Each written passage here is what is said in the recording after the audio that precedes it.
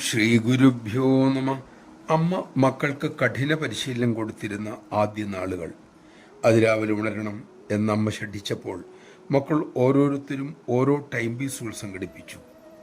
അതിരാവിലെ ഏകദേശം 200ഓളം ടൈം പീസുകളുടെ ശബ്ദം അമൃതപുരിയിൽ അന്ന് ഉയരും.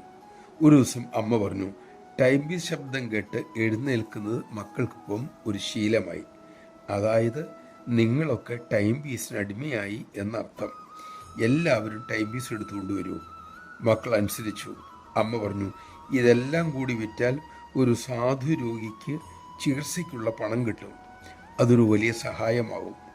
മക്കൾ ഈ കാരുണ്യത്തെക്കുറിച്ച് ചിന്തിച്ച് ഇനി മുതൽ നിങ്ങളുടെ ഉള്ളിലെ അലാറം കേട്ട് എഴുന്നേൽക്കൂ.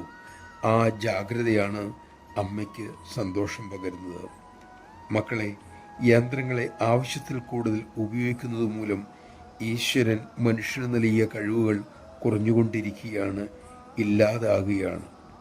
തൻ്റെ സഹായത്തിനായി അവൻ കണ്ടുപിടിച്ച യന്ത്രങ്ങൾ ഇന്നവനെ അടിമയാക്കി മാറ്റുന്ന കാഴ്ചയല്ലേ കണ്ടുകൊണ്ടിരിക്കുന്നത്. യന്ത്രങ്ങൾ വേണ്ട എന്ന് അമ്മ പറയുന്നില്ല, പക്ഷേ അവയെ അമിതമായി ആശ്രയിക്കരുത്. സ്വന്തം കഴിവുകൾ നിങ്ങൾ കളയരുത്. നമഃശിവായ. അമ്മയെ അനുസരിച്ച് ഈശ്വരൻ നമുക്ക് നൽകിയിട്ടുള്ള ആ കഴിവുകൾ അമ്മയുടെ അനുഗ്രഹത്തോടെ പരിപോഷിപ്പിക്കാൻ നമുക്ക് സാധിക്കട്ടെ.